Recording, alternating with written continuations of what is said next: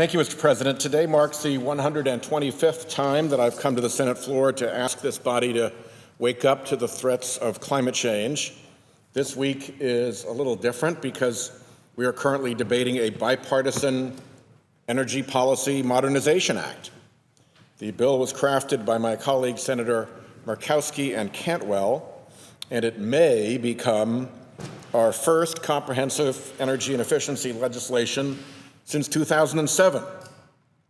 While the base bill is a good start, we have much work to do before we come anywhere near meeting the challenges we face as a result of our decades of carbon pollution. As we begin debate on this legislation, calls for bold action on climate continue to mount. The World Economic Forum released its Global Risks Report 2016, which for the first time ranked an environmental risk, climate change, as the most severe economic risk facing the world. The report found that a failure to deal with and prepare for climate change is potentially the most costly risk over the next decade. Cecilia Reyes, the chief risk officer of Zurich Insurance Group, said, "Climate change is exacerbating more risks than ever before in terms of water crises, food shortages, constrained economic growth, weather, societal cohesion, and increased security risks." Some of my Republican colleagues have begun to wake up to these risks. It was just last year that Chairman Murkowski said, and I quote her, "What I am hoping that we can do now is get beyond the discussion as to whether climate change is real and talk about what to do." The chairman deserves credit for reporting a bill that has solutions a broad majority of the Senate can support.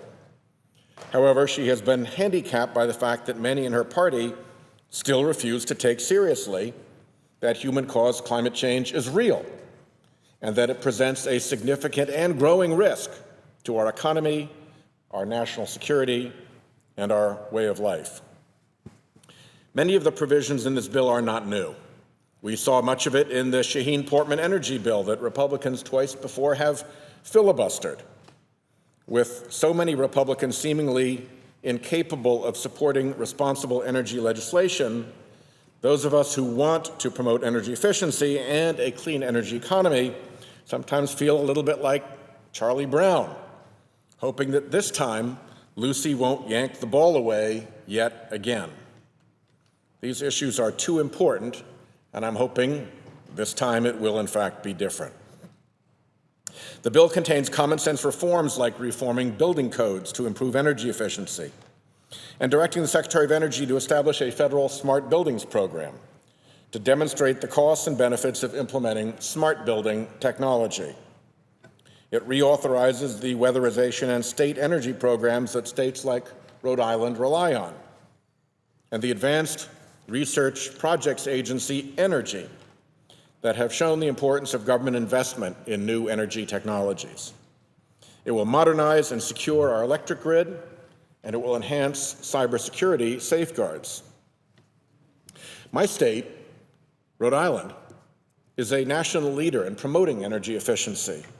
So we know how programs like this are good for consumers, businesses, and the environment.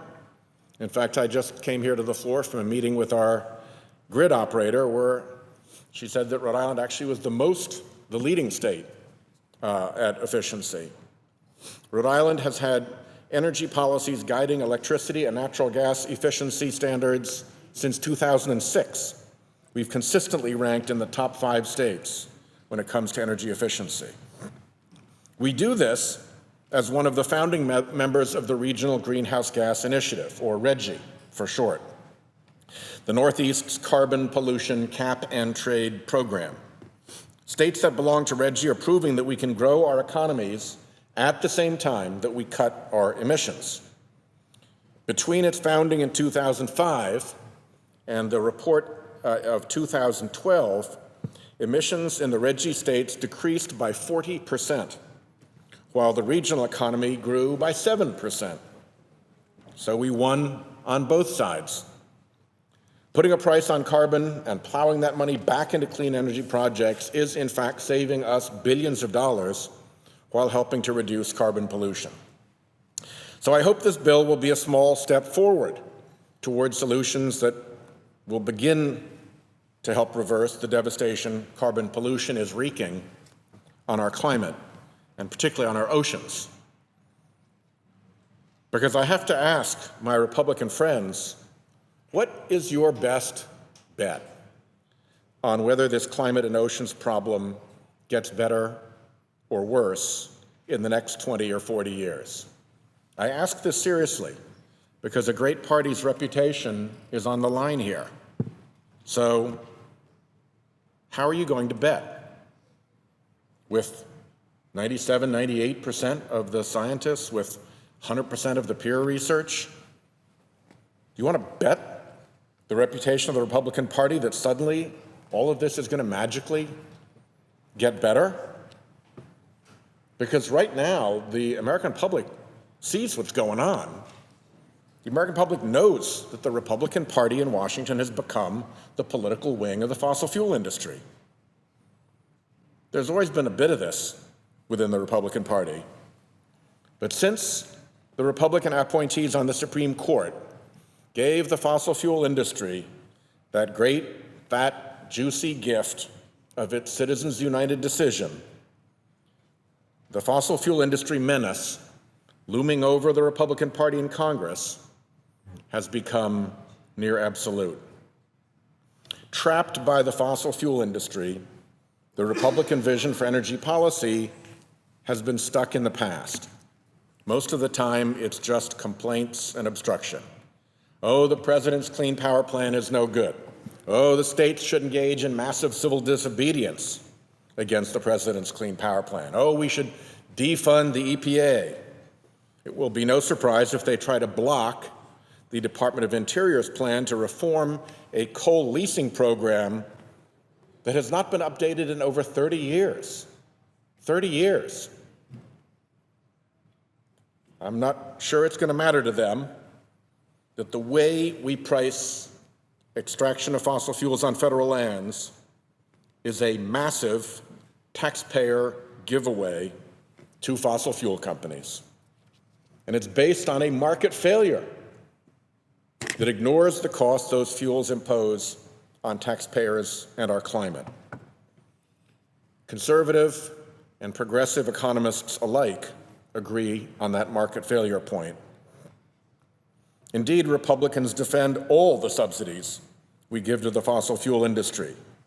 There is no subsidy to the fossil fuel industry that does not earn constant Republican support. Rather than gambling on more oil and gas production, I would suggest that we make the safe bet on a strategy that cuts emissions, encourages American investment in American clean energy, saves taxpayers billions of dollars, and creates and supports millions of jobs. There's an old hymn that the presiding officer probably knows that says, "Turn back, O man, forswear thy foolish ways." Well, it is time to turn back and forswear our foolish fossil fuel ways. If we don't, there will be a day of reckoning and a harsh price to be paid. Remember what Pope Francis told us. I'll quote him. God always forgives.